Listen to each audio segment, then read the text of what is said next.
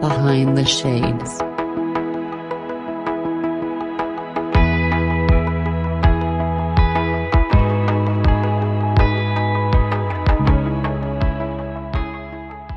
I gave up almost every hobby that I had while I was married. And that was kind of the first one that I really gave up, was gaming, because he just was so adamant that it was stupid, that there was no point to gaming, that it was useless. It was a waste of time. Like all of these things that he would just kind of dig, until I finally was like, I guess I don't want to do this anymore. And so fast forward now to 2017, when my grandfather went missing. I'm back in therapy. I've reconnected with my sister, who is also a big gamer. She played WoW back in the day, and still plays WoW, actually. So she was still playing games and stuff. And I was connecting with her, and she was like, look, I'm in this program called Discord. We are on a call with friends every night across the United States. Like, they're friends that we've met in person. Instead of talking on the phone for hours and hours, why don't you just hop into this call with us and we can kick back and relax a little bit? And so I joined Discord, and I was just in this Discord call with all these people who I hadn't necessarily met, but my sister, my brother-in-law, a couple of other people were in there. And I kind of started gaming with them a little bit every now and then, but almost every night I was in the Discord and in there talking to them. And that kind of got me back into, I found this connection back with my sister. We were really, really close by then. And because she was such a gamer still, she had never given that up. She and her husband are both gamers. So it was just another thing for me to do with her. And then once I started gaming again, it was like, oh shit, I really missed this.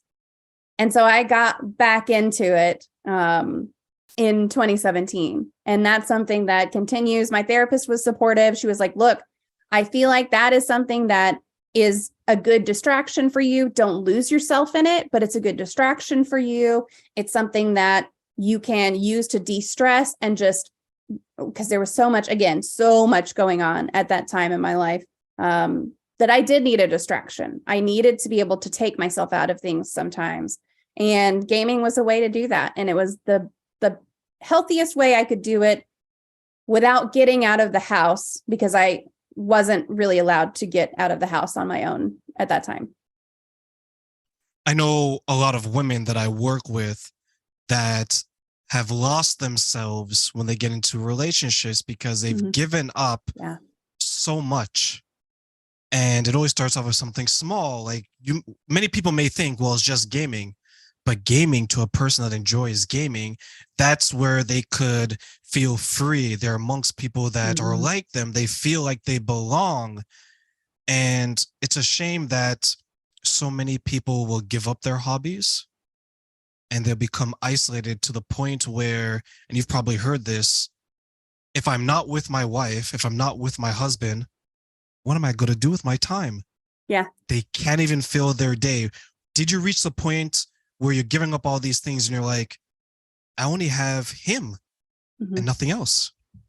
Yeah, I did get to that point, but it happened so gradually that I didn't notice until it was already to that point, and I got to that point where it was just work and then home.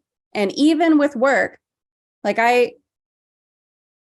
even when I was at work, I had to always have my phone with me, right? I mean, I've got it on a charger right now, which is why it's right here. But I had to always have that right on me, because if I didn't respond to a text fast enough, he would start calling me and calling me and calling me. And he would start calling my work phone too. And then he would just scream into the receiver, why the fuck aren't you answering your texts? And so I would get in trouble for not answering. So even when I was at work, it still wasn't a break. And I couldn't stop anywhere between work and home because it was too big of an imposition for him to do anything at home. So I was responsible for everything at home. I was working. I was actually making more money than he was. So I was making the most money, but I wasn't able to do anything with it, So it was definitely one of those things that I didn't have, but there was no thought of what would I fill my time with. That was never something that I can recall myself thinking, like, what would I do if I didn't have him? I don't remember ever thinking that, because aside from him, I was taking care of everything at the house. I was making the most money. My day was already full of stuff. Now, after the kids went to bed, whenever I first kicked him out, after the kids went to bed, I did go overboard with gaming. Like I definitely went overboard with it. I was like, kids are in bed. I'm just going to game. I'm going to turn myself off. I'm going to stop thinking about stuff. I'm not going to do anything. I'm just going to throw myself into a game and be done with it. And fortunately, still seeing my therapist, she was asking me how things were going, and I explained to her kind of what was going on. And she's like, okay, I want you to do something that is not gaming at least a couple of times a week. She said it doesn't have to be something productive. It doesn't have to be cleaning. It doesn't have to be anything like that.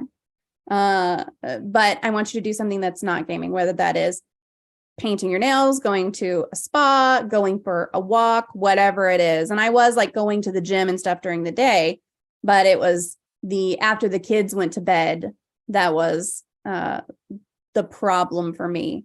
And I think a lot of that was because now I don't have someone hovering over me. Like a kid who has been with strict parents all their life, they get to college or they get to their first apartment, and it's like Party City, not the store.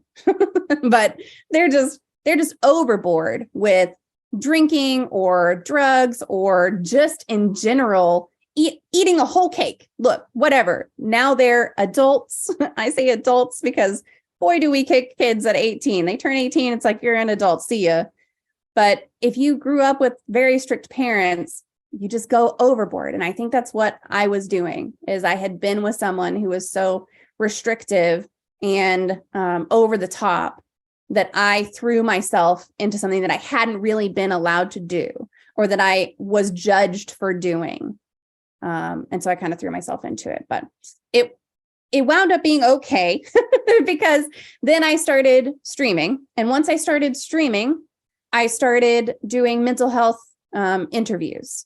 And once I started doing the mental health interviews, it gave me a passion project. So streaming wasn't necessarily a passion project. Gaming definitely wasn't a passion project. It's fun, but it's not, I wouldn't call it a passion project.